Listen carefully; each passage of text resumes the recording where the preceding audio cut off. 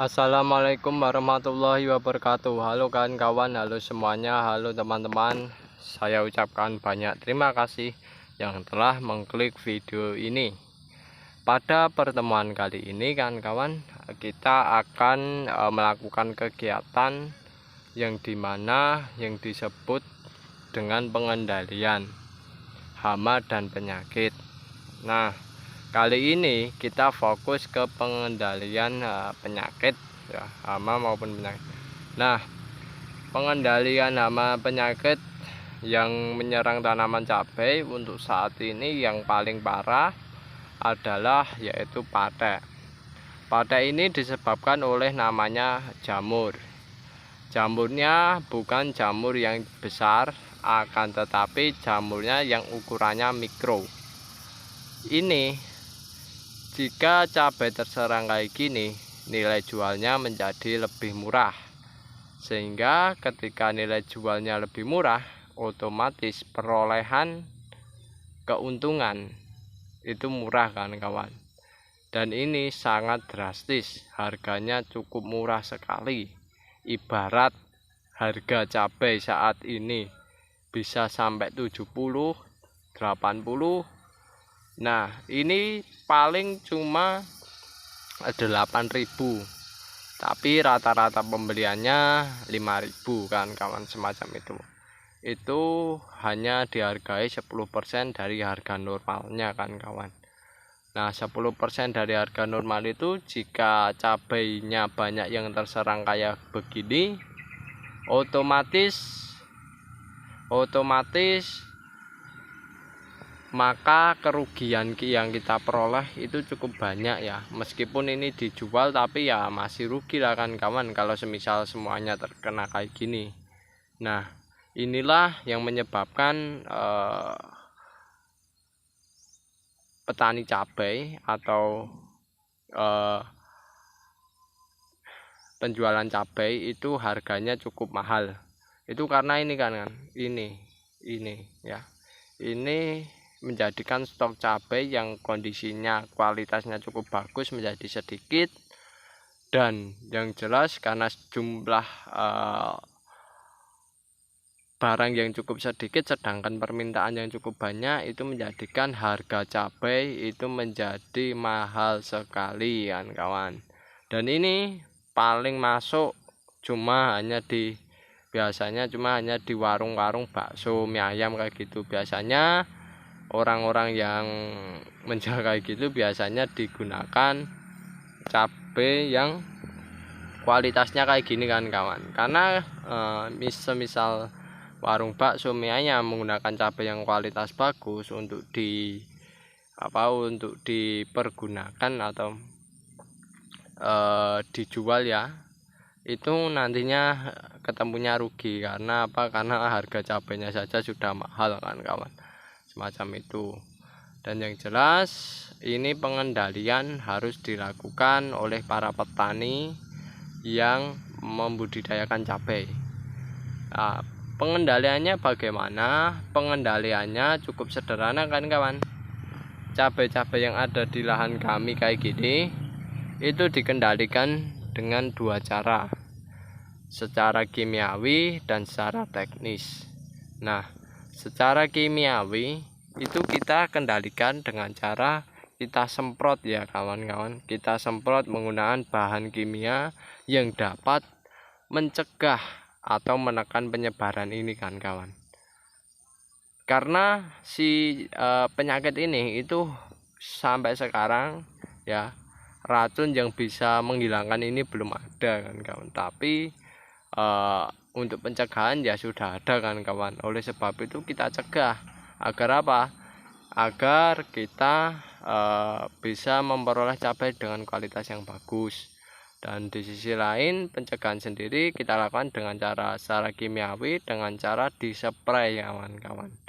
Dispray di tanaman cabainya, mulai dari bagian bawah ya, bawah dari pangkal situ hingga menuju sampai atas kan kawan. Nah, sampai bagian atas tanaman cabai, mulai daun hingga buahnya itu dipastikan terkena kan kawan, terkena sprayan dari pencegahan cabai tersebut.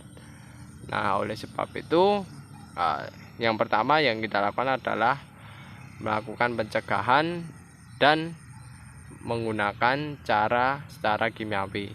Yang kedua ya kawan-kawan, yang kita lakukan adalah secara teknis. Nah, secara teknis itu bagaimana? Yaitu dengan cara diambil kawan-kawan. Nah, kawan-kawan bisa lihat cabai ini terkena. Nah, jika kawan-kawan mengambil buah cabai yang terserang semacam ini, otomatis nantinya biang dari buah ya, yang bentuknya jamur ini kecil-kecil kayak gini, nah itu akan kita ambil alias kita hilangkan, sehingga kemungkinan untuk penyebarannya lebih sedikit kawan-kawan, semacam itu. Dalam artian bisa kita kurangi untuk biang yang sudah ada di buahnya. Karena kalau tidak kita hilangkan, tidak kita ambil, itu nantinya buah yang terkena kayak gini itu akan penyakitnya ya, penyakit patek yang disebabkan oleh jamur ini akan berkembang biak. Nah, berkembang biak itu nantinya itu akan menyerang buah-buah cabai yang mulus-mulus kayak gini kan. Nah, mulus kayak gini belum terserang. Nah, itu akan berkembang biak. Sehingga apa? Sehingga nantinya sebagian buah cabai banyak yang terkena jika kita tidak mengambilnya. Dan ini kawan-kawan penyebarannya bermacam-macam ya, bisa melalui media air, bisa melalui media angin, dan bisa melalui media vektor. Nah, media yang paling cocok penyebaran si buah ini yaitu adalah media air dan media vektor. Media air itu sendiri biasanya itu terjadi ketika musim penghujan. Nah, musim penghujan semacam ini itu kan otomatis biang yang ada sporanya kayak gini nanti terkena air. Air yang terkena tersebut ya, yang mengenai biangnya ini itu akan menetes dan terjatuh atau tertimpa buah yang masih muda-muda ataupun mulus-mulus. Nah, satu tetesan air yang terkena biang semacam ini itu jumlahnya kalau di mikroskop jumlahnya cukup banyak kan kawan ya, jumlahnya cukup banyak. Dan itu kondisinya ketika ada air juga memungkinkan untuk si biang ini bisa tumbuh dengan bagus ya, alias optimal, kondisinya optimal kan kawan. Nah, kondisi itulah yang menyebabkan buah cabai banyak terserang penyakit semacam ini. Dan lalu yang kedua adalah media vektor. Media vektor sendiri itu juga merupakan penyebaran dari buah cabai.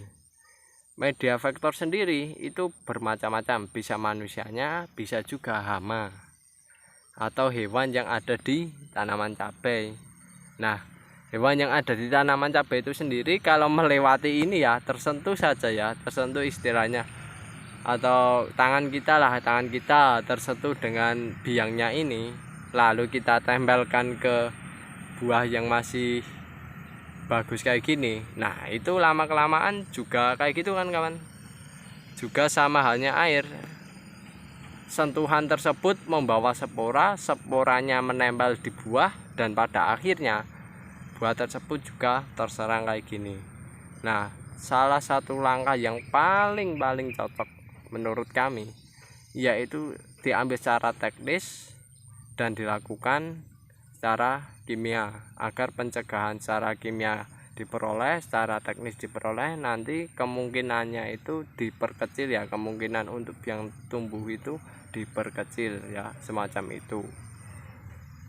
Kalau sudah diperkecil, otomatis nantinya harapannya adalah biangnya ini penyebarannya semakin kecil. Dan ini yang saya alami sepengalaman kami kan kawan, pate pada musim penghujan ini peningkatannya cukup drastis ya kan kawan. Kemarin sudah menurun ketika musim ya masih musim hujan, tapi hujannya sudah mulai jarang gitu, sudah mulai menurun hingga bobotnya itu kurang lebih 2 ons ya. Akan tetapi ketika sudah musim penghujan, wah kemarin langsung naik ya, yang ditimbang itu mencapai kurang lebih 1 kilo itu yang dibawa di rumah. Ini pun kami juga masih mengambilnya kawan-kawan ya, kita ambilin, kita jual gitu aja lah, semacam itu ya. Tapi kemarin ya, kemarin kita juga ya pernah ya, kalau menggunakan kayak gini ya di rumah kita gunakan, alhamdulillah ya aman-aman saja ya kami menggunakan. Tapi kalau mau dibuang ataupun dipendam ya tidak masalah kan kawan, semacam itu, tergantung dari kawan-kawan, semacam itu kan kawan.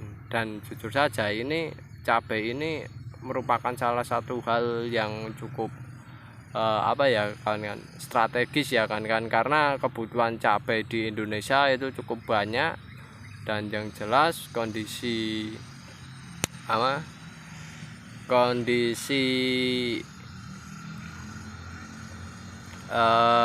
di pasaran cabainya itu sedikit, dan yang jelas menjadikan banyak orang yang membutuhkan cabai sebagai perasa makanan.